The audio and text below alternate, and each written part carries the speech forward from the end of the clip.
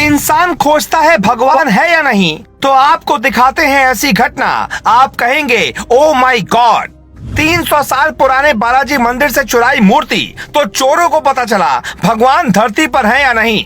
चोरों को ऐसा सपना आया कि वो सीधे बालाजी के शरण में पहुंचे और जिंदगी की भीख मांगने लगे। कहने को तो ये खबर एक लाइन की है, लेकिन समझने में पूरा जीवन बीत जाएगा। यूपी में योगी नहीं, यूपी पुलिस नहीं, चोरों का मुकाबला सीधे भगवान से हुआ। और फिर जो हुआ वो दावा करता है कि धरती पर आस्था तो है, कहीं विश्वास है तो कहीं अंधविश्वास की कहानी है। दिल्ली से 670 किलोमीटर दूर यूपी के चित्रकूट के एक गांव में घटी एक घटना वैज्ञानिकों के समझ में नहीं आएगी।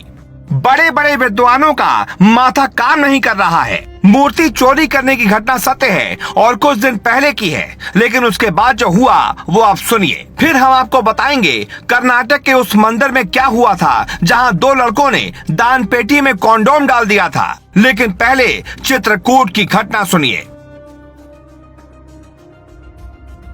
उत्तर प्रदेश के चित्रकूट जिले के तरुआ गांव की अंधेरी रात में कुछ चोरों ने प्लान बनाया कि बालाजी के मंदिर में लगी कीमती मूर्तियों को आज चुराना है। प्लान के मुताबिक सब कुछ ठीक चल रहा था।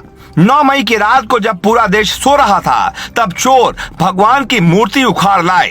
14 बेशकीमती और अति प्राचीन मूर्तियां देख चोरों को लगा उनकी लॉटरी लग गई, लेकिन अगले ही पल चोरों की जिंदगी बर्बाद हो गई। सपने में महाबली बालाजी आने लगे। किसी की नींद उड़ गई, किसी की भूख मिट गई। चोरों को कुछ समझ में नहीं आया। 15 मई की रात चोरों ने फिर एक प्लान बनाया। 144 घंटे बाद फिर चोर उसी प्राचीन श्री बालाजी के मंदिर में पहुंचे और माथा टेक जिंदगी की भीख मांगने लगे। प्लान बनाया कि भगवान की सारी मूर्तियां महंत के घर के सामने रख देंगे और चिट्ठी लिखकर छोड़ देंगे।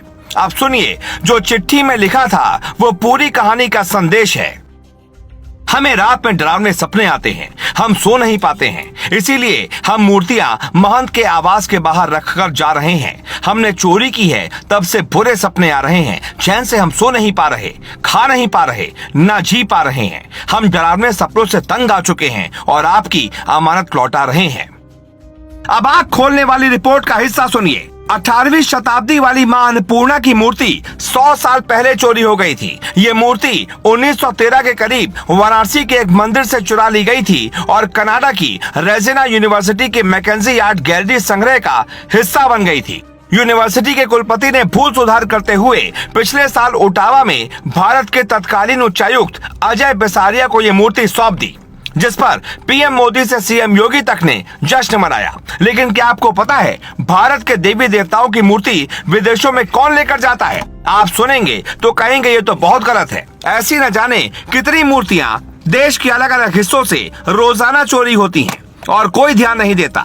लेकिन प्राइड इंडिया नाम से संगठन चलाने वाले अनुराग सक्सेना इस विषय पर लंबे वक्त से कई देशों के साथ मिलकर काम कर रहे हैं। उन्होंने अपने एक इंटरव्यू में बताया, जब मैं यूएस गया था तो सुना कि मूर्ति चोरी का पूरा सिस्टम है। इंटरनेशनल लेवल पर इसके बड़े बड़े तस्कर बैठे हैं। जब जानकारी जुटाई तो पता चला कि यूनेस्को खुद मानता है कि भारत से करीब 50,000 ऐतिहासिक कलाकृतियां चोरी हुई हैं। उसके बाद मैं भारत के धरोहरों को बचाने में जुट गया। ये मूर्तियां आईएसआईएस के लोग चोरी करवाते हैं, फिर टेरर फंडिंग के लिए उनका इस्तेमाल करते हैं। कर्नाटक के एक मंदिर में दानपेटी में कॉन्डोम की घटना सामने आई थी। उस केस में भी माफीनामा सामने आया था और अंत में दानपेटी में कॉन्डोम रखने वाले मुस्लिम युवक की मौत हो गई थी।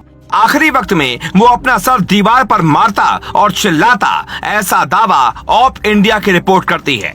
अब सवाल उठता है कि मानो तो कठौती में गंगा और ना मानो तो मूर्ति में भी भगवान नहीं।